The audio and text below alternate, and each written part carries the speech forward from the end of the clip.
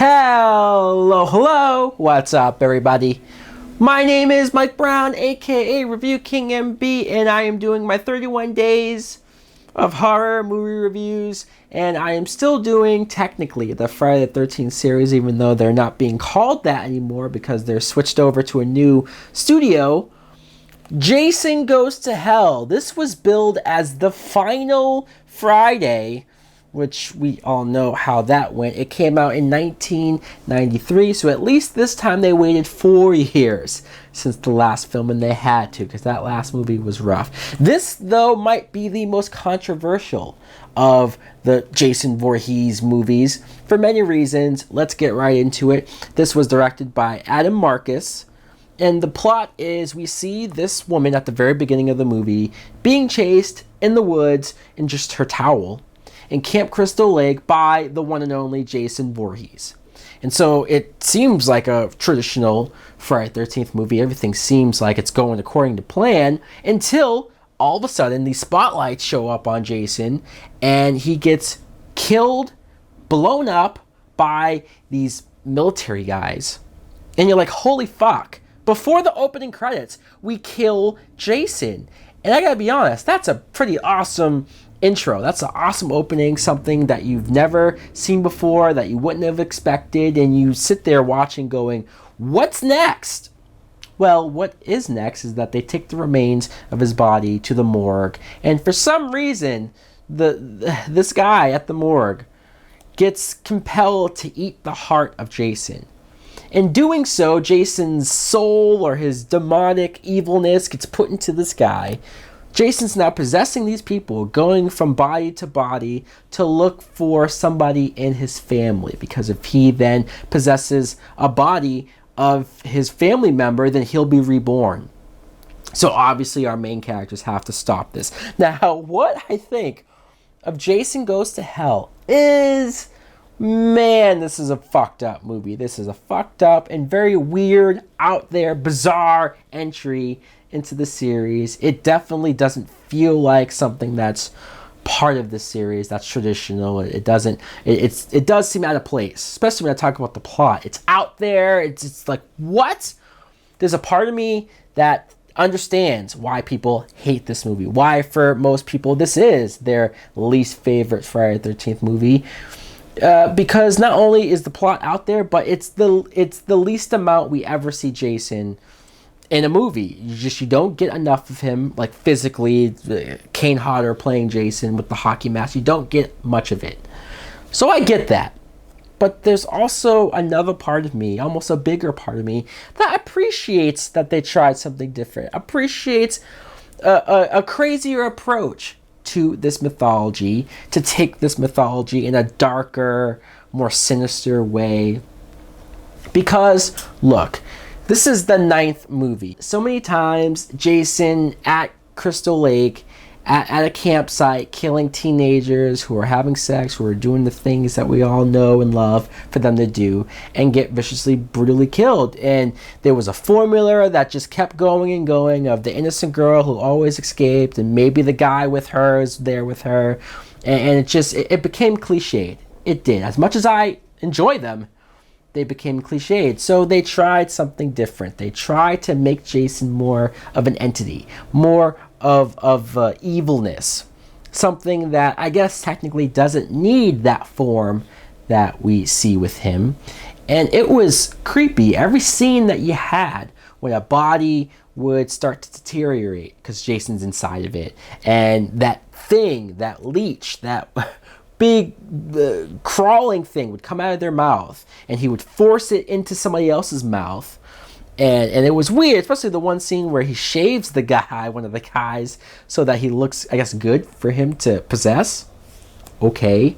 And then after the fact, after the last body just decomposes and melts, it's freaky, it's fucked up. And the whole plot of, hey, he becomes Michael Myers, I guess. He needs a family member to kill and take the body of to be reborn. And that's where you meet this character, Duke, who's kind of a bounty hunter, played by Stephen Williams. He has been following the Voorhees case, and he's keeping up with it. He's the one that says, that there's a dagger that can kill Jason, but the only one that can kill him with it is a family member. What? Where did any of this backstory or any of these rules come from?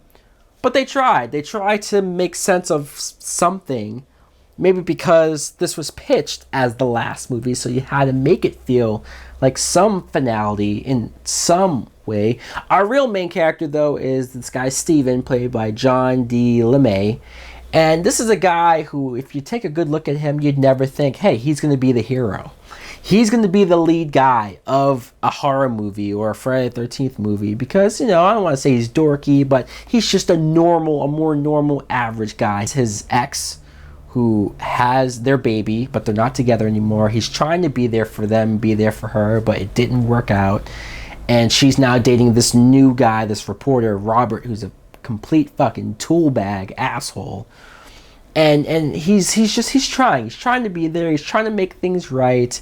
And you can appreciate that. The kills with Jason, look, it's not Kane Hodder playing him. Besides the beginning, besides the very end, you have these different actors playing Jason. And it's interesting to see other actors who aren't wearing a mask, who are you just saw them play a certain type of character before, but now they have to pretend to be Jason. So you see them pick up some of those mannerisms, some of those moves that Jason would normally do.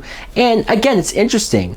The one scene where they're at the police station and the boyfriend, now possessed, is coming at them and they're shooting him and he just won't stop. It's almost like a zombie movie because they shoot him in the head. And even one kill that I could argue as being, if not the best, one of the best Jason kills. It's not even Jason in his real form, but it's the actor Richard Gant.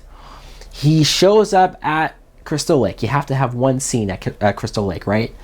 And these characters are having sex, and Jason just sticks this pole into the girl as she's on top of the guy. Blood's going everywhere. The guy's freaking out. And he splits this girl, her top upper body, in half. Holy fuck. Let's talk about the end of the movie really quick, because the little parasite, Jason, the little leech, goes into the vagina of I guess his aunt or whatever the relation is. So that's how he gets reborn. He's beating the shit out of Steven, poor Steven. You think he's gonna die. He's no match for this guy. It's the first time too you've ever seen Jason not be quick to kill someone. He's toying with him and throwing him around and just doing stuff that you're like, wow, Jason's actually taking this personal. That's interesting. And then Jessica's the one with the dagger. She stepped up to the plate and she kills Jason. And all the demon hands come from the ground and is dragging him to hell. It's super freaky. It does feel like the end of this character in so many ways. And then the very last shot, it's amazing. When I first saw it, I freaked out. I could not wait for whatever the hell they were teasing. Freddy Krueger's hand coming from the ground. You hear the laugh. He takes the hockey mask into the ground. It's so awesome that they at least gave us that, even if there was no plans. We eventually got it, but even years and years later, the fact that they at least gave us that tease was well worth it and so great. So guys, look, am I going to say this is the best Jason movie? No, I'm not here to say that. I even understand if you guys don't like it, but I get a kick out of it. I enjoy it for the super freaky fucking movie that it is. So guys, let me know in the comments below, what do you think of Jason Goes to Hell? Do you think it sucks? Is it too far removed, too far away? Or do you get why I like it? Thanks for watching. Like, comment, subscribe. Later!